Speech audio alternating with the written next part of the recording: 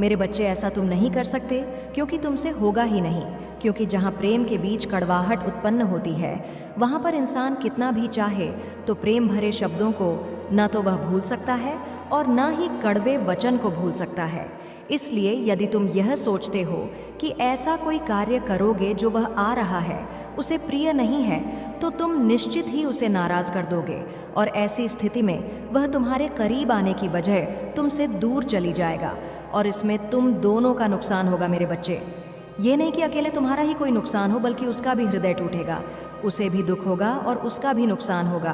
क्योंकि नुकसान केवल फायदे और नुकसान का नहीं होता, बल्कि हृदय को दुख पहुंचने का भी बहुत बड़ा नुकसान होता है। किसी के हृदय को कष्ट होता है तो व्यक्ति अपने हृदय में जो दर्द को महसूस कर सकता है वह सबसे बड़ा कष्ट होता है। क्योंकि जब हृदय को सबसे ज़्यादा कष्ट हो किसी भी बात से या किसी के कार्य से, तो वह सबसे बड़ा नुकसान होता है। क्योंकि मेरे बच्चे, रुपए पैसे से किया गया नुकसान तो वापस लाया जा सकता है, अर्थात उसकी भरपाई की जा सकती है।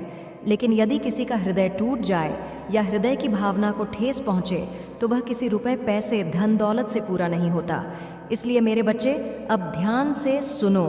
जो तुम्हारे घर आ रहा है उसके लिए तुम्हें कौन सी बातों को स्मरण रखना ज़रूरी है। ध्यान दो कि यदि तुम्हारे घर पर कोई भी स्त्री या कोई भी कन्या आए तो तुम उससे कभी भी ऐसी भाषा ना बोलो जिसमें अहंकार विराजमान हो।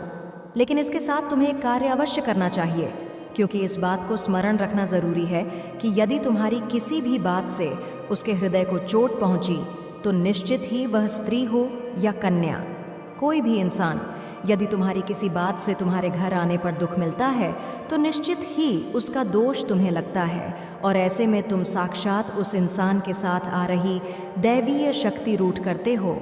मेरे बच्चे, इस बात को बहुत अच्छे से समझ लो कि जो देवीय शक्ति तुम्हारे घर में आ रही है उस व्यक्ति के द्वारा वह देवीय शक्ति तुम्हारे ऐसे बोलने पर, अर्थात कोई भी ऐसी बात जिससे कि उस व्यक्ति को कष्ट पहुँचे, तो उसके हृदय को भी कष्ट पहुँचने के साथ साथ देवीय शक्ति के हृदय को भी कष्ट पहुँचता है।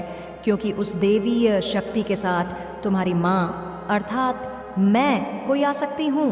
क्योंकि तुम्हें इस बात का अनुभव तभी होगा जब तुम इस बात को अपने हृदय से महसूस करोगे।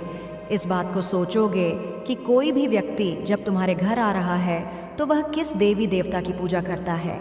सोचो कि जो व्यक्ति तुम्हारे घर आ रहा है वह कौन सी देवी शक्ति की पूजा करता है या करती है। वह जिस देवीय शक्ति की पूजा करता है वह देवीय शक्ति उसके हृदय में विराजमान होकर तुम्हारे घर में प्रवेश कर रही है। मेरे बच्चे, जब वह तुम्हारे घर में प्रवेश कर रहा है तो उस देवीय शक्ति को प्रसन्न रखना तुम्हारा कार्य है। अब निर्भर तुम पर करता है कि तुम उसका स्वागत करते हो या कुछ ऐसी बातें बोलकर उसे कर देते हो जिससे कि वह व्यक्ति जो तुम्हारे घर आ रहा है उसे दुख पहुँचे।